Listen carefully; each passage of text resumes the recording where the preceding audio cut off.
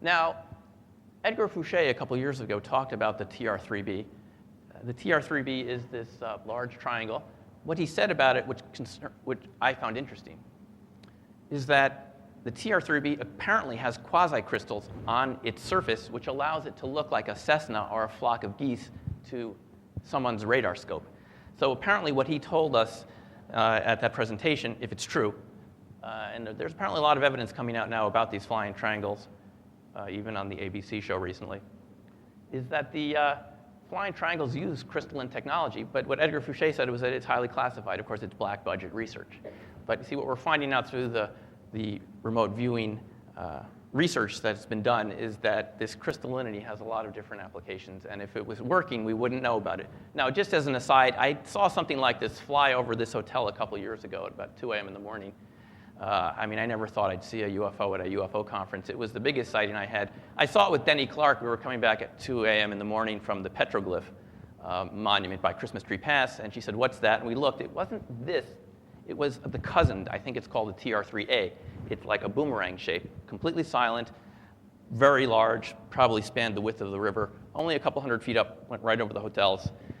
It was gone before I could get the camcorder out. But nonetheless, so I've actually seen one of these, and if it used quasi-crystals like Edgar Fouché said it did, I wouldn't be surprised. But this is what quasi-crystals look like. And again, we found that this type of pattern is also very important to the crop circle shapes, and this is why we think that crop circles and remote viewing resonance are connected topics.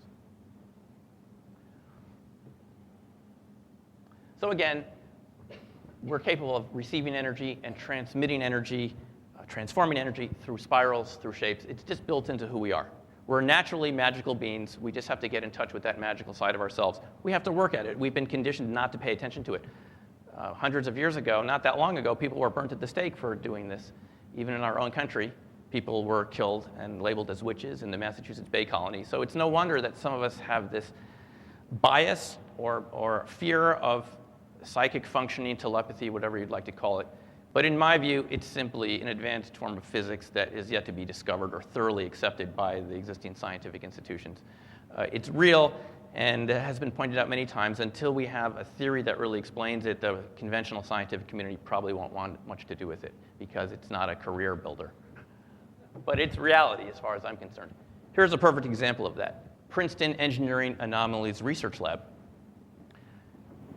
They did an experiment for 8 or so years just with this 1 or 2 devices, I believe, at the Princeton lab. You would sit down at your computer and try to make a random number generator cease to be random. And what they found is after, I believe, 120,000 trials, you can see this right on the graph yourself. If the person tried to make the device go towards 1, you had more 1s than 0s. And if they tried to make it go towards 0s, it deviated away from the average would be 0.5. It's easier for some reason to make it go up from 0 to 1 than below. Nobody knows exactly why.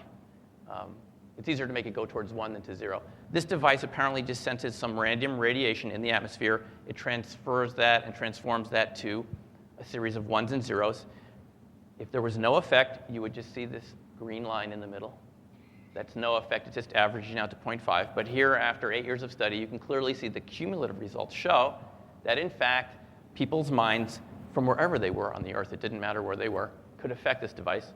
And I'm sure you've heard recently there have also been talk, these devices have now been spread out over the planet as a kind of early warning detection system for events.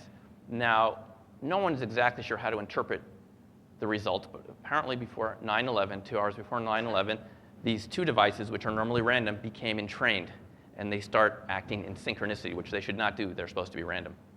And apparently this happened 4 hours or so before the tsunami last December. It also, actually, the biggest reading ever was during the verdict of the O.J. Simpson trial.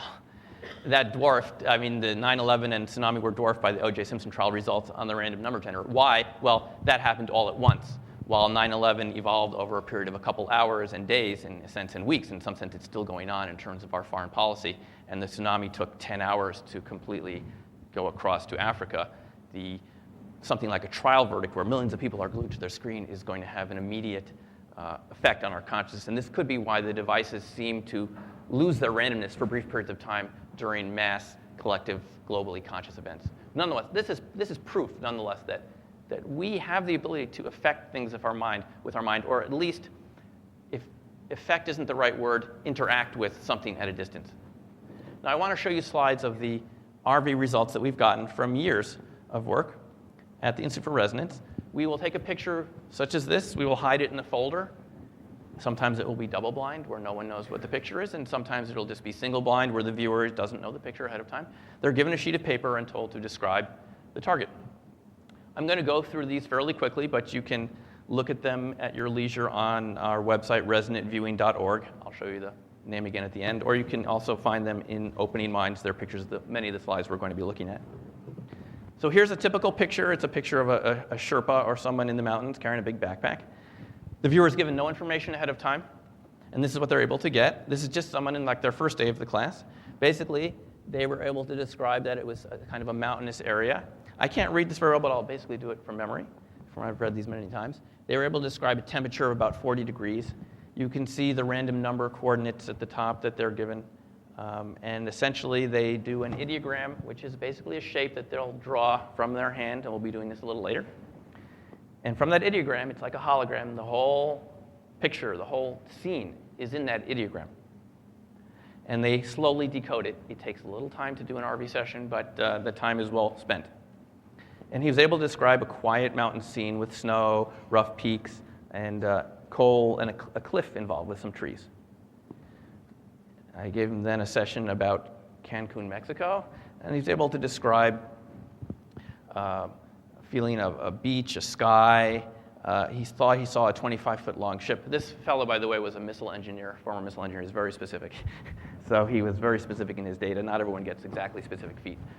And he was able to describe a seashore and a beach, blue sky, about 70 degrees. So you see very different targets, very different responses in the RV results. Here is a mother and baby goat. And the viewer was able to describe a feeling of comfort, a natural setting, something that is soft. And at the end, she said, I kept thinking of a mother and a baby deer. Now, the skeptics would say, well, they missed it. It wasn't a mother and a baby deer, but I would say it's pretty close. It literally could have been anything. And they got two animals together. This is how it works. And these are just beginners, people with a couple days of training. And you can do this too. People swimming in some sort of race, it appears. The viewer was able to get a person at the top attempting to keep up, and then in her post-session summary. The post-session summary is the part of the session at the end where you finish the session and you look at what you wrote and just describe it in some sentences about the information that you got during the viewing session. She got a live organic springs up, is launched using a man-made movement. It's graceful. Lots of air-filled sacs like lungs. Balloons, that a feeling of liftoff. Fleshy pink colors and an effort to keep up. Here's a picture of a model on a beach. You notice there's a building in the background, and the viewer was able to get that there's a big building, larger than others, near a beach. People are meandering nearby on a seashore. Beautiful water and some cars nearby. It is near a parking lot. So we would call this 100% target contact. Here is one that Ron did, as he alluded to before. It's a race car. And here's the ideogram. You can see the ideogram. It's just a shape that comes out of your hand. You don't think about it. You just let your hand move and let your subconscious tell you what's at the target site. And he got, in his session here, dull, gray, metallic, about 2 tons. And here's his race car. Now, you notice the shape there is exactly like the shape of the front of the race car. He kind of got it flipped back, but that shape is exactly very similar to what the shape of that race car looks like in the front. So that's what we call, again, very high level of target contact. Now, he stopped the session, ended it right there. He started to draw in a stadium, and his mind said, it can't be a car in a stadium. Your ego tends to throw out the baby with the bathwater. Your ego, which does a basically good job of keeping you alive and taking care of all your appointments and all the logical, rational, linear things in your life, it isn't really good at RV. The linear mind gets about 16 bits per second of information out of about 40 million that go into your brain every second. This is how much you're aware of. Your total sensory awareness consists of 16 bits per second.